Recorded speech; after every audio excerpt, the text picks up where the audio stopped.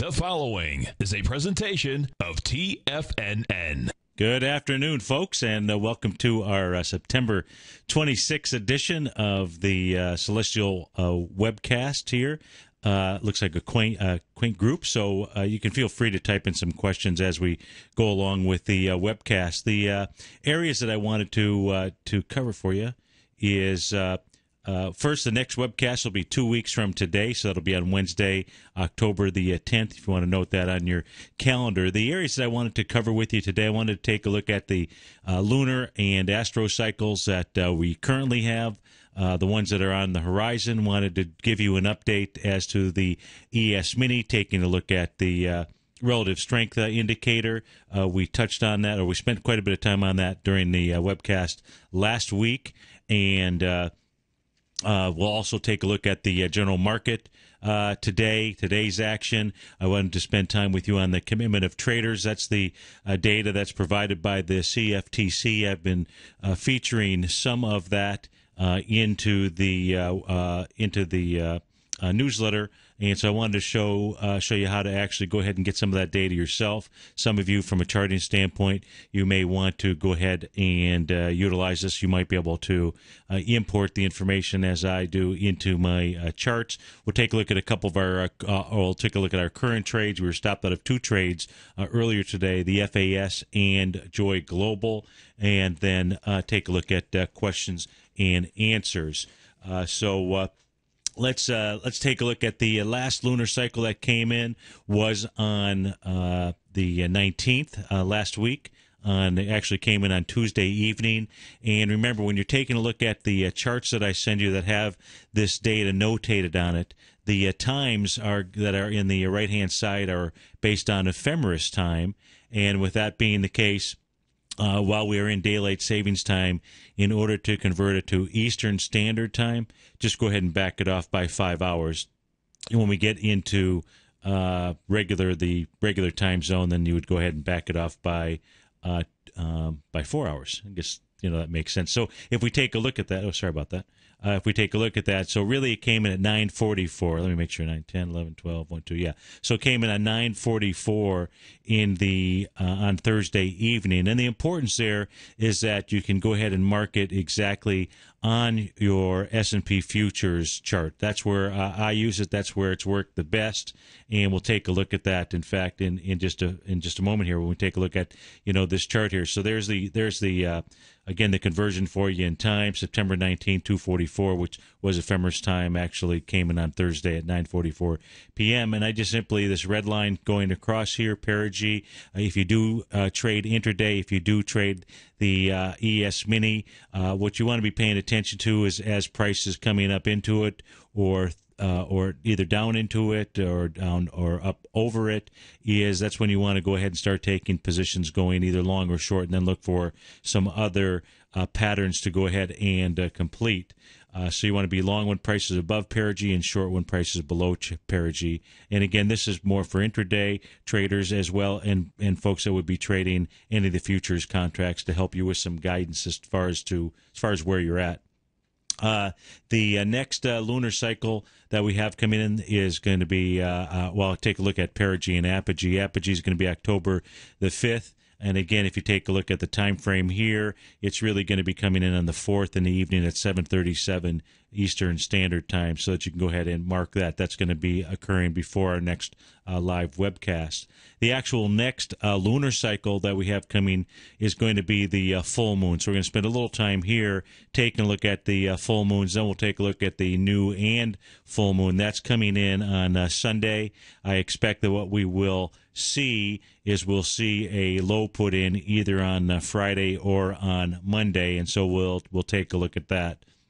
If we take a look specifically at the recent full moon cycles, and again, this coming Sunday is the next one, you can see that the full moon has worked really well certainly since June 4th here, as identifying market highs or lows.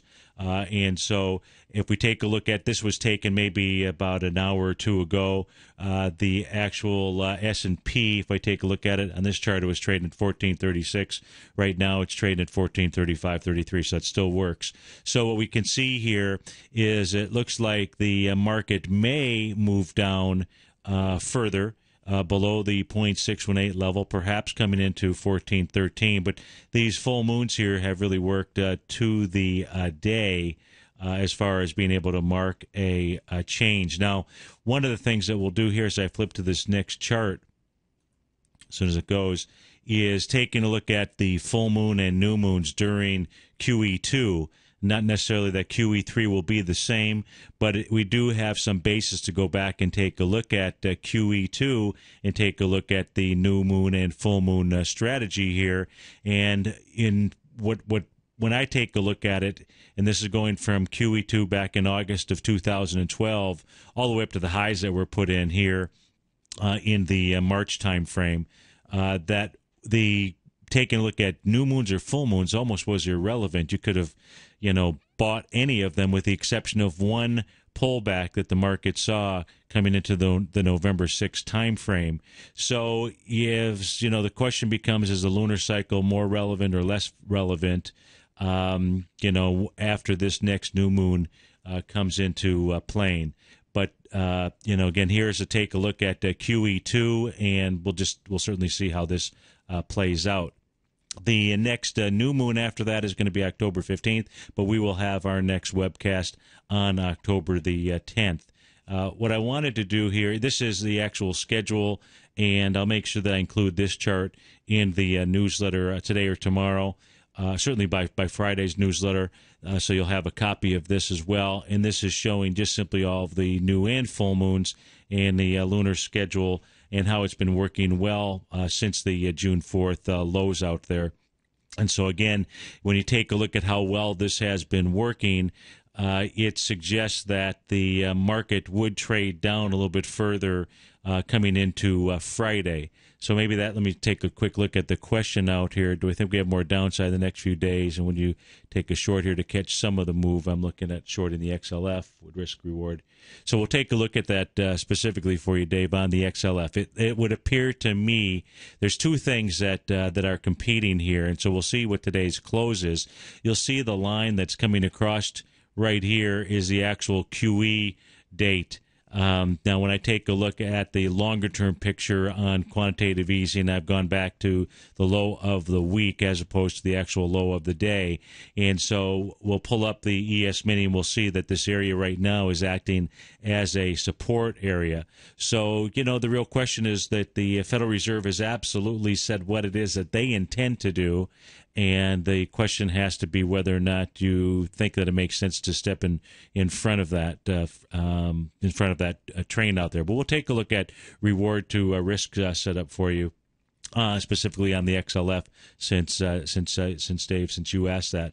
But so if we take a look at this, I would say the higher probability is that we're better off at least taking a trade, an additional trade inside a index fund or ETF.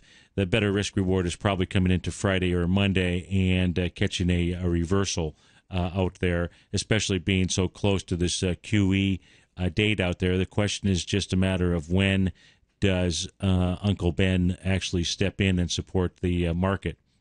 We have had a 3P index date. That was this week, a couple of days ago. The remaining P index dates for the year, only one more, which is in the early part of October the 6th, when we have a 2 planetary index date. We're not going to spend any time on P index dates during this newsletter. During this workshop here. We take a look at September's major aspects out there today being the 26th. The one that has the typically any type of impact on either a commodity or a market is Mercury and Jupiter, and it typically impacts the wheat market. I don't trade the wheat market, but for those of you out there that do, or if you have access to the wheat futures contract, you can go take a look at Mercury and Jupiter, see if there's some other pattern that's also completing out there. And included in each of the newsletters is the listing of all of the planetary aspects that are typically impacted by, or the markets that are impacted by different planetary aspects out there. And again, Mercury, Jupiter, Mercury, Saturn tend to have a market turn when it comes to wheat specifically. So before we get into the commitment of traders data, what I wanted to do is switch over and let's take a look at the current ES Mini chart that we have out here. And since the newsletter was written this morning, I'll go ahead and update you from there. Now, the first thing that I'll point out is that this area here, which is where QE3 was introduced, which came in at about 1 o'clock in the afternoon. Again, we're looking at a 30-minute chart on the ES Mini. The low of that is 1428.75. That area, as you can see, was penetrated here for about an hour's worth of time, and the market really has been trading right around that level. Now, this morning when I was writing the newsletter, there was this bullish engulfing candle right here, and which, as I was trying to get it out at 8 o'clock, this area was being tested right here at this stage. So I'll just simply draw a line here. And what we were looking at, let me just explain it to you, was we had price was moving down on an angle, and at the same time we had the relative strength indicator, which had a divergence. If I draw that line in here for you real quick, and then I'll go ahead and erase them, you can see that the market had gone from overbought into just a normal territory, yet price was still on the decline, and we had a little bit of a divergence. Now, obviously, right now what we have is we've had more of a divergence as the market came down into the 11:30 time frame. And if you take a look in the upper left-hand side up here on my screen, as I hover right over the price, what you'll notice, you'll see the reading of the relative strength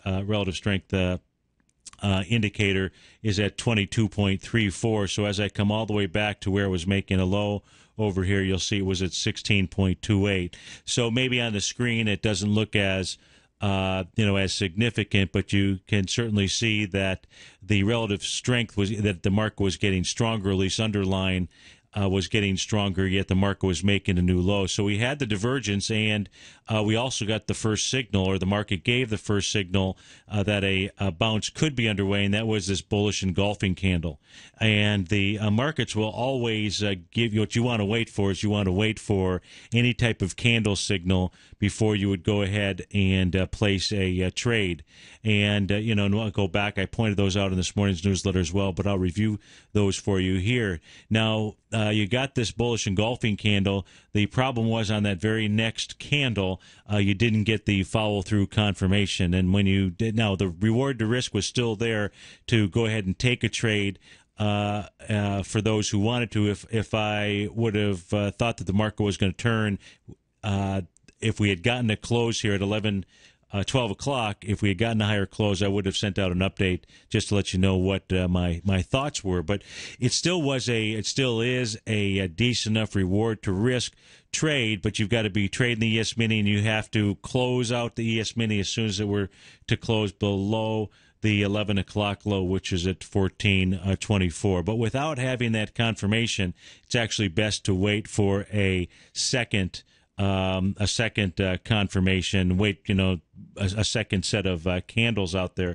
a second set of bullish candles, and we just simply haven't had that. So the market may just sit around here and then may go ahead and give us a signal sometime this evening, 8, 9 o'clock. I am not sure. But for those of you that would be trading it, we do have the divergence out here. The market has completed some A to B equals CD down patterns, so we can take a look at those. But just as a quick reference to go back and take a look at for you, if we take a look at this high that was made here, you had a price divergence where you had price was moving up, relative strength here was moving down. If you take a look in the upper left-hand corner, you'll see the setting at 59.14 versus from up here where you were at 68. So again, showing you that relative strength was waning right there, yet price was going ahead moving up. You got your signal when you received a evening star candle. Now that evening star is a 3-candle pattern that started off with this up move here at 11 o'clock. It came up with this candle right here at 11:30, and then by 12 noon, yesterday, you then formed the evening star. Was at this candle right here that you got confirmation of that at 12:30, even though it was a 3-candle pattern. You like to, or I suggest that you wait for price confirmation. And so this is working out. And, what you're looking for is you're looking for patterns that are on any chart that continue to repeat themselves. And whereas typically the A to B equals CD patterns work very well on the ES Mini, this time period here where the market had been moving sideways, it actually had been the divergences between the relative strength indicator and just simply some other candle patterns. And you're waiting for the markets to get into overbought or oversold areas or very close to it before you would go ahead and make a move. If you're taking a look at A to B equals CDs that we're completing, if we take a look at the small one here, that would be coming off of this swing point high up here all the way down into this area at about 6:30 in the morning up to that evening star candle area. That'll be close enough here that I hit. What you'll see is price got down and made a 1 to 1.618. Got a little bit below that, and what you're looking for really is the range. So on the smaller side, what we had was an A to B equals CD. You also had one on the larger time frame, and that A to B equals CD being in this general area right here, and a little bit less than a 1 to 1.618, but again, close enough, 14.23, and it actually got down to 14.24. So that's close enough. That's close enough for my work out there. So we had the market, with the high trend reading that the market had yesterday, was certainly expecting a bounce and was certainly expecting with us getting a divergence between price movement and relative strength, was certainly expecting a bounce. The market has not given any bounce here whatsoever. So that's the update there on the ES Mini. And let's see, ES price came up to a 0.618 of the overnight high. Would you short it there? Let's see. So, Glenn, I think your question is, if the ES Mini came up to the 0.618 of the overnight high, would I short it there? What I would do is I would wait for the A to B. I would either wait for one of two things. You would wait for an A to B equals CD pattern before you would take a look at a short. And I'll just draw this pattern in here for you right now. If your A point happens to be the low that was put in earlier this morning at 11:30 time frame, then what you would be doing is you'd be looking at some type of A to B equals CD pattern that might finish, in any of these areas here. What you really like to do is wait until you see also a candle pattern. But I think that what I would do to answer your question is I would wait until you had a second confirmation with the divergences between price and the relative strength indicator as well, because that has been working really well during this time period right now. So I hope, Glenn, that helps answer your question. And Dave, I will get to the XLE. Well, let's first let me switch back to the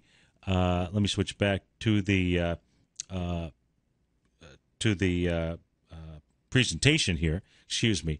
And so let me talk to you a little bit about the commitment of traders data. So each Friday afternoon, the CFTC, they provide a breakdown, and the breakdown is of the prior of Tuesday. So this Friday, they will get at about 2:30 or so in the afternoon, they'll release an updated file that tells you exactly really what all of the different traders are doing out there. Now, they break it down, and the area that I focus on is the large commercials.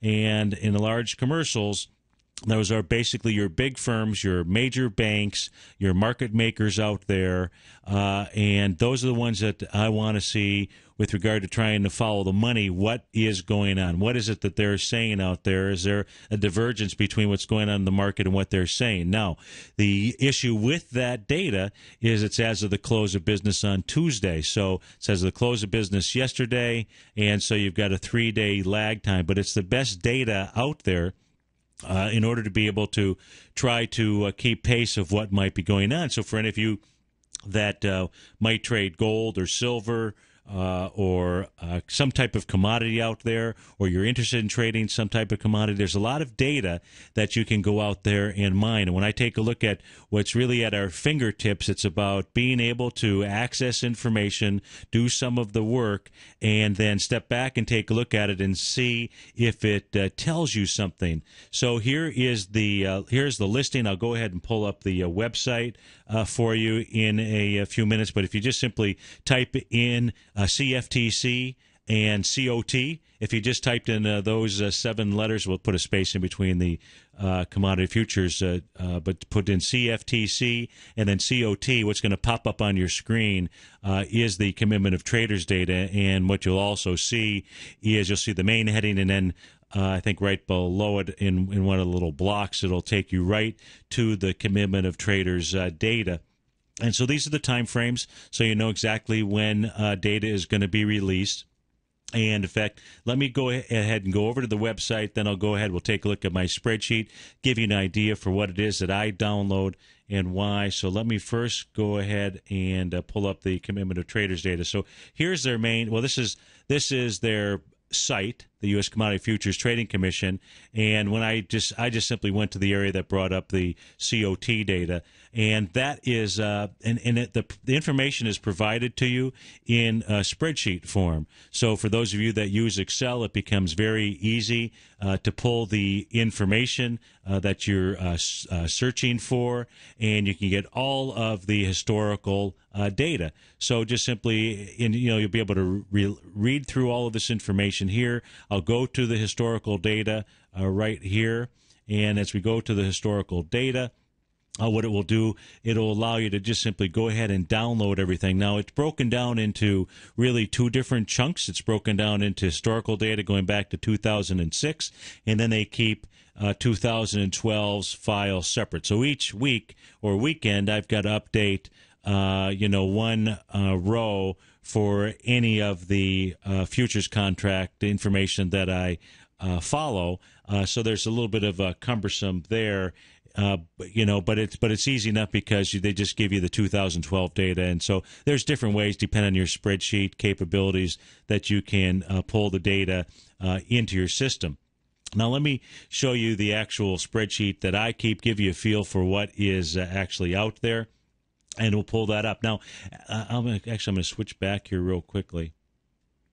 Give me a moment. There is, if you look on the downside here, there's it says variable names for long COT legacy reports. It gives you all the variable names. The variable names I'm going to pull up right now are the financial futures, because we're going to really talk about the financial futures aspect of the data. And that's what you're going to see here in this as I pull up the first tab on my spreadsheet.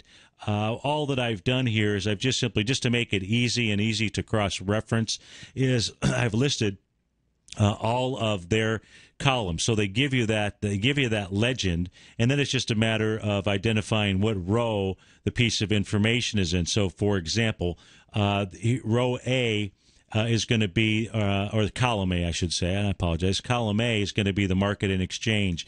Column B is going to be the date information, year, month, date, order.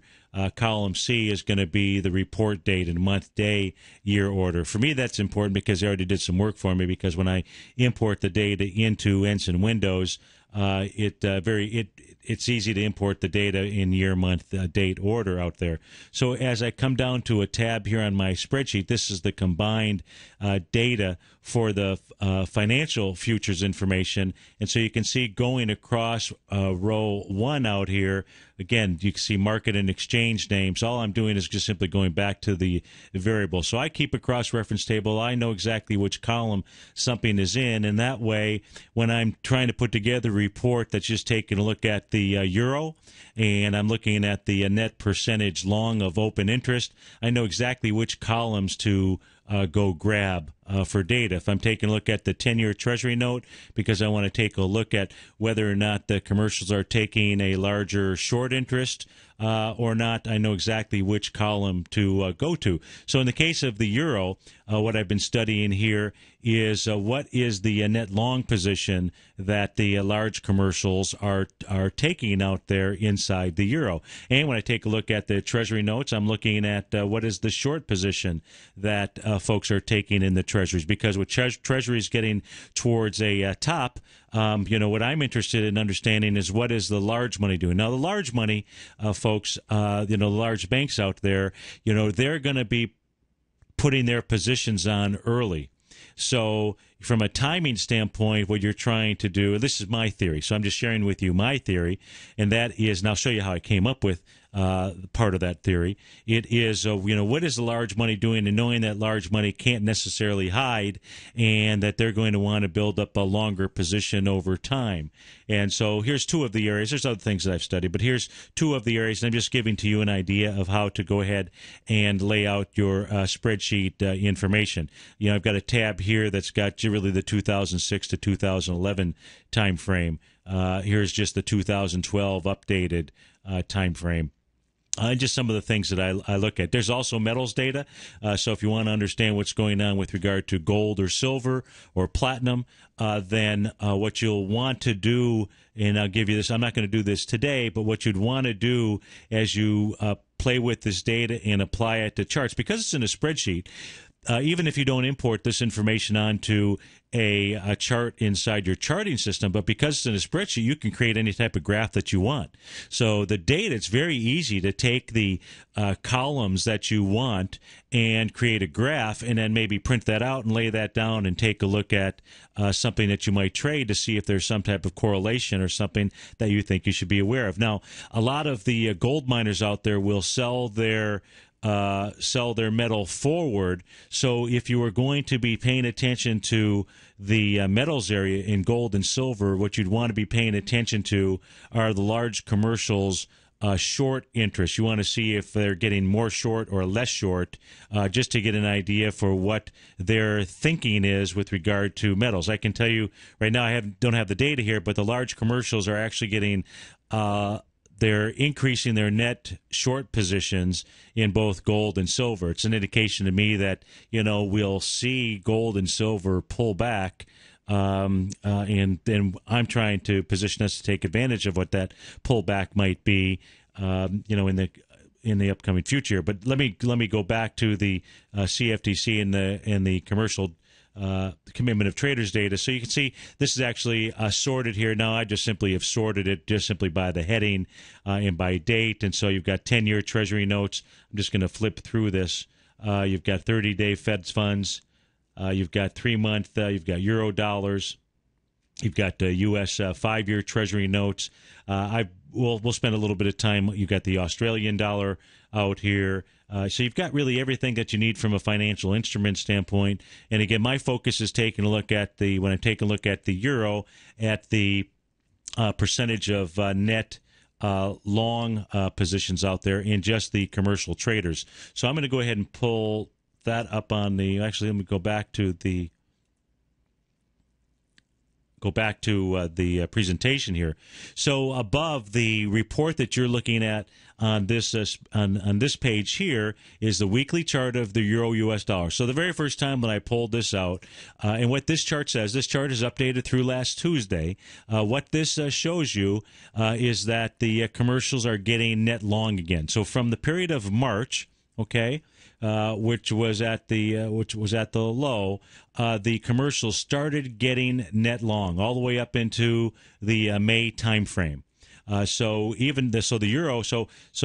This is what this data says, that the large commercials, the low point of their, if you will, their long positions came in the early part of March, and their entire position from a long standpoint was built all the way up into the February time frame. It did a pullback and retracement, and you can see they're starting to take net long positions. Large commercials again are starting to take net long positions in the euro. And the question is, so as I took a look at that, and then I'll flip to this next chart here, and the red line line on this chart represents this exact same, excuse me, sorry about that. So the red line on the next chart that we look at represents the exact data that we were looking at in black there. And so without it making any adjustment to any time frames or what have you, can see here's where they started really building their net long positions here. And you can see that the euro would just simply continue to move down here. And so as I took a look at this, I kept scratching my head saying, this doesn't make any sense to me. Now, with the exception of saying, okay, they're taking a look at a longer term picture out there, but this just wasn't correlating or making any sense to me. And that's when I started moving the data around. And when I started moving the data around and pushing it forward by 52 weeks, what I found was that correlation that was out there that gave us a glimpse into maybe larger liquidity that was really going on inside the marketplace. And the reason why I was focusing on the euro is because that is what is the largest holding inside the U.S. dollar index. So, if I could get a feel for what was going on with the euro, it might help me to understand on a longer term picture what also could be going on inside the markets, so long as that correlation stays intact. And right now, it is staying intact. So then when I started moving the data, which is a nice little tool that I have in Anson Windows, allows me to move the data up, backwards, sideways, or what have you, and do it by week. And the data that I'm looking at is weekly charts, because the data that I get is once a week out there. I don't have daily data. That they just simply provide you the end of Tuesday's information out there. And that's when I started to see a correlation. I started to see a correlation even with inside the euro here as I moved the data forward by 52 weeks. And, the thought process was it's really got an impact with regard to liquidity when it actually gets into the market and when it really gets into the stock market out there. And that's when I then placed the same information, pushed it 52 weeks forward on the S&P 500, when what this suggests to me is that we have not seen the lows in the marketplace. And that just simply from a liquidity standpoint, that there's more liquidity that's going to come into the marketplace. And all of the charts and indicators and everything that I've looked at suggest that that is the same thing that's going on out here. And this is without QE2. Because it's hard for me to believe that a year ago that the large commercial banks, and, I'm not a conspiracy type of theory guy, but it's hard for me to believe that 52 weeks ago, it was known that last week was also going to be QE2. So the QE2 aspect of liquidity has not been factored into the marketplace. I don't know what the time frame is for that to flow and actually get into the market, but that is how I use the commercial, the CFTC data for the commitment of traders, and specifically for the large commercials out there. And I recommend, for those of you that are looking for additional tools, I recommend that you do that as well. Play around with it, and don't just take it for face value. Just simply step back, take a look at it. Does it make sense? And if you have the ability to have a charting tool or system that allows you to move things forward or backward, then I would experiment with it and see if you can find a correlation, and then see if that correlation makes sense. So the next thing that I wanted to do was spend time understanding what was going on inside the bond marketplace out here. Are bonds going to go to the moon, or what's the current thought with regard to the large commercials out here? So the what we do also have is we've got a bear on the weekly chart. We would also have it on the daily chart, but we have this bearish ascending wedge pattern that is out there that goes back into the 2010 time frame at the highs, and 2011 time frame at the lows out there. And what I'm finding here is by pushing forward, and I don't know why it's 13 weeks, but simply by pushing forward the data, I'm getting some correlations out there. And when we take a look at this, what I'm looking at is, are the commercials getting more net short? And the answer is yes. This line right here, this is where we're currently at. So this is the data, because I've only pushed it forward. Okay, Dave, I'll get to the XLE for you in just a minute. So if we take a look at the if we take a look at the euro at the T notes here, the 10-year Treasury notes, the commercial traders are getting net short. It looks like Dave's going to have to leave. Okay, sorry about that, Dave. Thanks, I appreciate that. But we will cover the XLE for you. So in this case here, right now I'm taking a look at the Treasury notes saying, boy, the commercial traders are getting more net short here, not net long when it comes to the 10-year Treasuries. And that's where we're taking a look at this chart here that I've been including in the newsletter on a daily basis, where we're taking a look at the matching up the relative, looking for a divergence out here between price and bonds and the relative strength indicator. So that's trying to put that whole thing together for you out there. This chart here was taken a little while ago. They'll go ahead and pull the actual chart up on the screen here, and I'll switch over to the bonds. And as we switch over to the bonds here right now, let me just make sure it just fits the entire page. What we're looking at, if we take a look at what I've noticed here, is that the relative strength, each time there's been some highs out here, the relative strength has gotten a little bit weaker and weaker. You can see the reading in the upper left-hand side is 63.88. As it was making a high here, 64.17. Where we're at today is 59.96, going against that 63 level out here. Also, the mere fact that we've had 8 straight days up. I believe it is 1, 2, 4, 5, 6, 7, 8 straight days up. So it looks to me like it's possible that tomorrow that the bonds would be moving into the 150, 100 level. And what I'll be paying attention to is whether or not there is some type of divergence here as price makes its move and the RSI. If there's no divergence there, then there's no reason to take any kind of trade in TBT out there. Let me see here. Go back to the presentation. See what else that I had here. Okay, so now we're at charts for the rest of the presentation. And if you've got some questions, maybe going through the Commitment of Traders data is.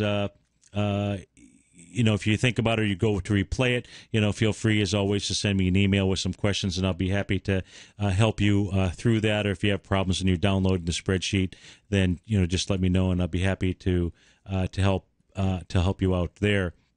We covered the full moon area. As we can see right now, the S&P is moving down into below the QE3 level, but it's really the weekly aspect that I would be taking a look at. I still, based on the way that these full moons here have been acting, think that our next trade here is going to be going long the market coming into either Friday or Monday, and we'll just have to wait to see what type of candle formations come out there. What I'm going to do here at the moment is I'm going to switch over and we'll go take a look at the XLE for Dave, even though he had to take off. And so I'll go over and find the XLE.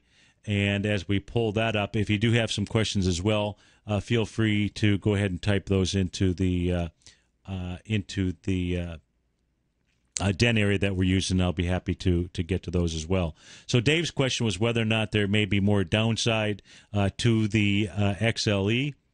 And let's just simply go ahead and get rid of some of the lines that are out here. The XLE, again, from a short-term standpoint, long-term, the XLE looks like it, just simply from a longer-term moving averages standpoint, looks like this is still in a uptrend as well. And so if we take a look at where the first area where the XLE would be trading down to is going to be its next swing point, which it's very close to right now, which is going to be in this area right here, which is the low of that is about $70.40, and there's 9 million shares. If we take a look at today, 14 million shares going into about 13 or 14 million shares. But of course, there's still another 20 minutes left in the trading session out there. And so let's take a look at if there's an ABC down area. So what we've got here on the XLE specifically is we've got this set of candles. This 3 set of candles here is actually a morning star. So if you're looking for when you're trying to identify reward to risk, what you need to do, and it's going to be the low of that 3-candle session. You're trying to understand where is the next area of support or resistance. So in this case here, with the market moving down, with it having, now this is not a tested area of resistance, but it's these 3 candles that make up the Morningstar configuration. It is this is the next area where you would expect the market to move down into. So it's trading at 72.80 right now, and 70.40 is probably what you might be able to get out of the XLE at this moment.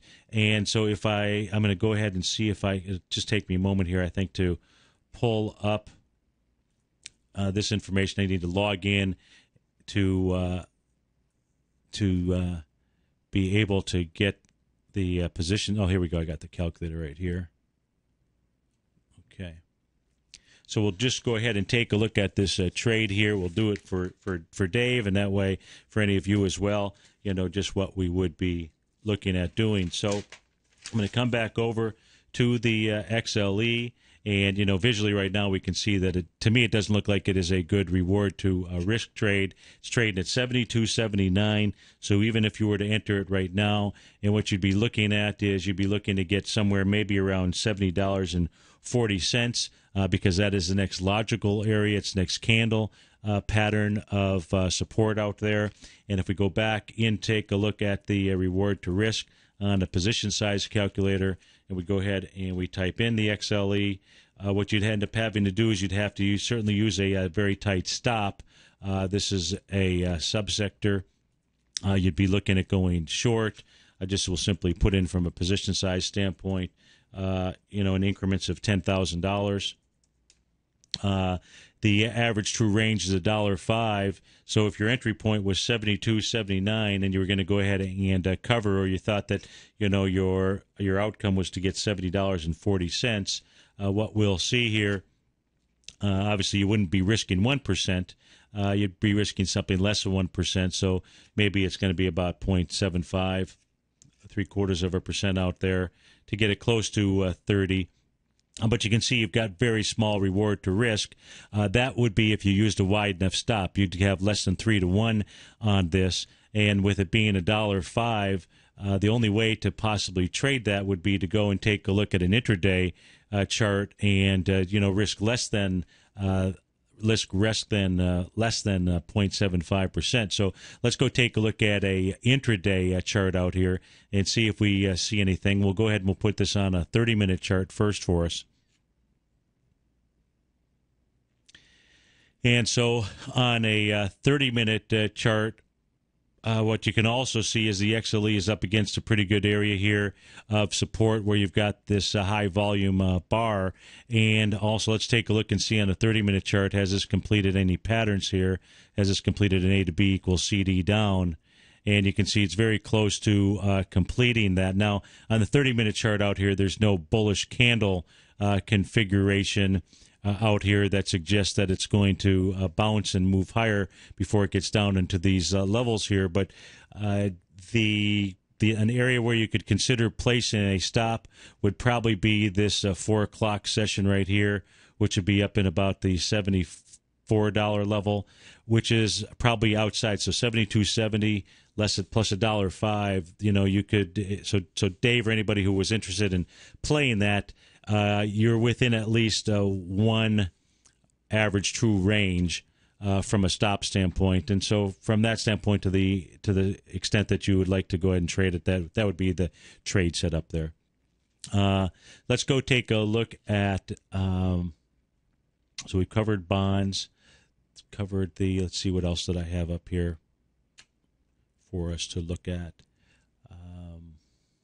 Let's go take a look at the transports. We covered this, and the transports here are still holding the support level. We can see that this was one of the divergences that was out there between the Dow and the transports. But what you can see is the transports are still holding at this morning star level here. You might consider becoming a little bit more bearish if this area here were to bust, but this is holding. Intel was a chart. I'm just going to pull back up on Intel and take a look at Intel. We'll also take a look at Apple. And Intel was a trade that I was looking at. I had put that in the newsletter as a potential trade, and then we got this hammer candle a couple trading sessions ago. Now, when it was making that hammer candle, we were taking a look at possible oversold conditions inside Intel.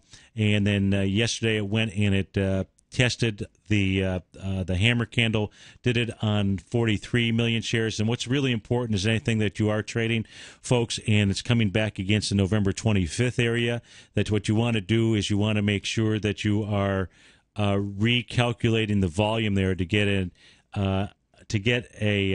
estimate of what the real volume is, because November 25th was a shortened trading session after Thanksgiving. V, is it a good time to buy housing stocks? I believe it'll be a good time to buy housing stocks after this next pullback. So perhaps going into the full moon on Friday and Monday, I'll be looking to see if there's any possible housing stocks for us to take a look at. We went ahead and pulled the trade off on Intel this morning. I certainly did that because of yesterday's actions and coming here, because to me this hammer candle is really irrelevant. And if you haven't had a chance to go take a look at that special report that's on the homepage of tfnn.com, please go do that, because I share with you perhaps the most important element of trading hammer candles and the importance of really that next trading session, and when a hammer candle really doesn't mean anything. And that's exactly why I went ahead and took the trade off of Intel. Now, what Intel is doing on a separate note, so it has nothing to do with the hammer candle, is it is testing the November 25th low. And so that low, as you can see, is 22.51.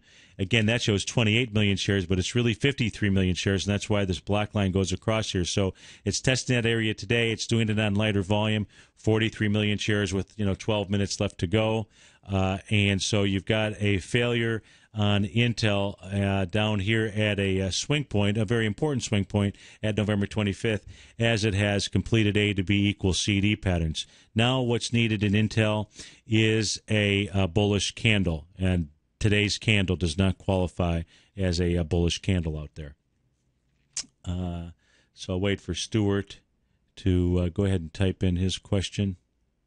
While we're doing that, let's go take a look at a couple of our holdings out here. Again, we were stopped out of Joy Global earlier, although it is bouncing off of this high volume support area. And yes, I can look at IWM for you. Express Scripts is holding up well today.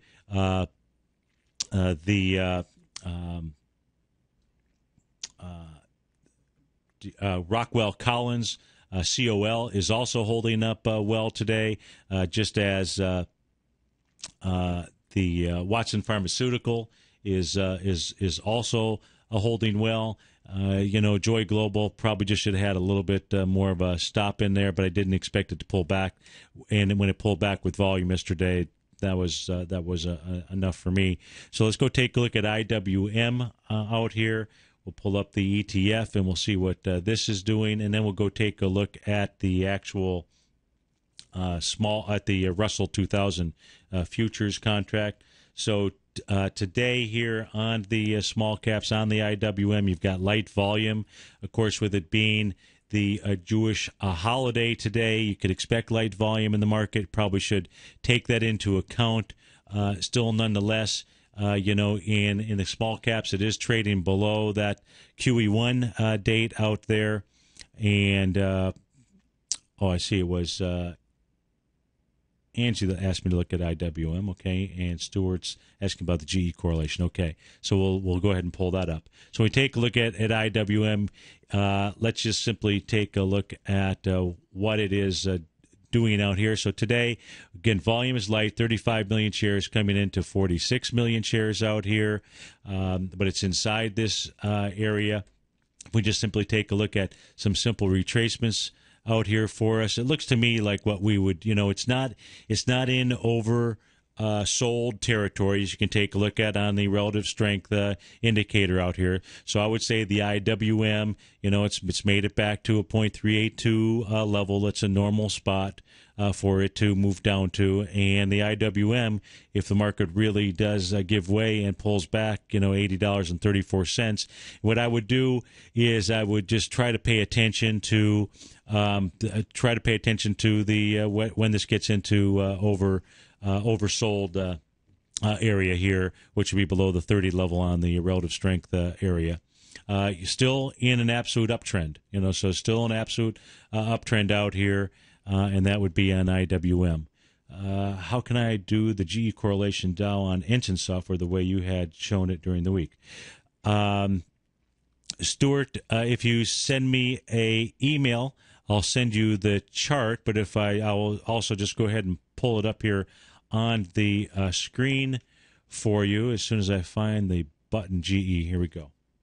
So let's take a look at GE, and on the GE chart, all that you're doing out here, Stuart, is I'm just changing everything. Now, for me, I just simply, because I thought it would be easier to present to you folks in a newsletter, is what I did was just simply put GE. It's on the top section here, and I just simply have it as a line chart. And all that you are doing, Stuart, is you use the overlay function with inside. I'll actually just go ahead and do it. You use the overlay function inside Ensign, and you decide what it is that you want to overlay, and then you would just simply go through the video. There's a video on this, and just simply identify the location. For me, the location was just in a sub-window. If I wanted to take a look at the U.S. dollar, I could put it in another sub-window. Down here, sub-window 2, and the U.S. dollar index, in essence, would be down here. In this next sub-window. So it's just a matter of changing it to line charts versus candles or bars, and that's how you would do it. But send me a separate email, and I'll be happy to go ahead and send you the chart. And then if you've got questions, just give me a call, and it would be pretty simple. Okay, so we got the housing stocks. Any thoughts on dry ships, EXM, or EGL? Quite frankly, I haven't looked at any of those equities here in a while, so let's go ahead and take a look at those. Dry ships, I think, is the strongest of those equities out there. So let's actually see what dry ships is doing, and see what we have out here.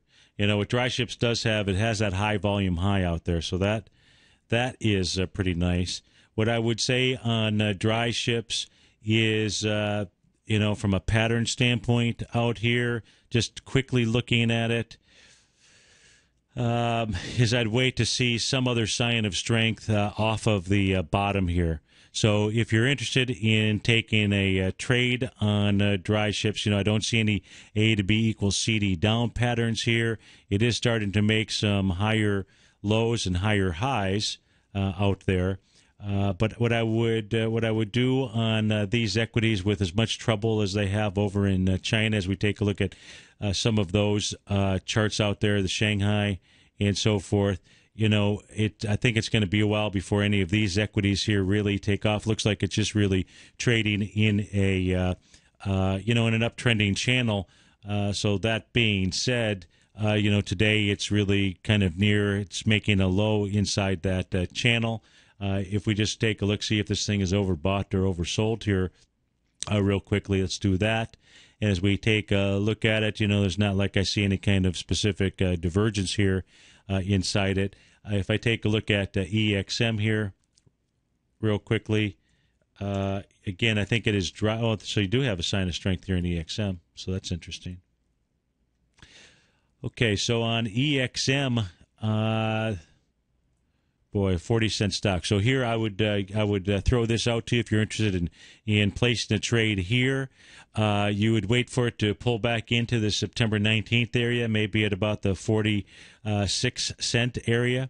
And then what you would do is, the way that you would place that trade is you would take let's say you're going to risk 1%. And I'll just put the trade up here for you, just so I can show you exactly how you would do that. You would take this as a long-term option just as we did on Great Basin Gold. So in that case here, you would take EXM. You'd be, in essence, it's a stock. You'd be going long. And for every $10,000, let's say you were going to risk 1% out there. Oh, I need to search for it real quickly here. And what you would do is, let's say you're getting in at 50 cents. I'll put in. But what you're going to, I don't know what the exit is, but actually the stop that you're going to put in here is, shoot, I don't know how to do it here. Let me do it. Let me do it like this. I apologize. Let's say it's 50 cents, and on $10,000, you'd have $100 that you'd be putting at risk. Take your $100, divide it by 50 cents. That would be 200 shares. That's what you would buy. That's how I would trade something like EXM, something that's trading, that is below $1. I would trade it as kind of an option trade. So I hope that helps you, V. Any other questions out there as we get close here to 3:54 when I need to go ahead and turn it over to the production guys? Okay, great. You're welcome very much. So I think if we go back, we take a look at what has been working here. It certainly has been the full moon cycle with the market moving down into it, and I expect that will be the next best trade setup for us. So thanks for your attendance. Again, if you have any questions, please send me an email, steve@tfn, or just simply give me a call, and you can call me on my cell phone. If you don't have that information, send me an email, and I'll respond real quickly, and you'll have that for your files. Have a great afternoon, folks, and I look forward to seeing you soon. Bye-bye.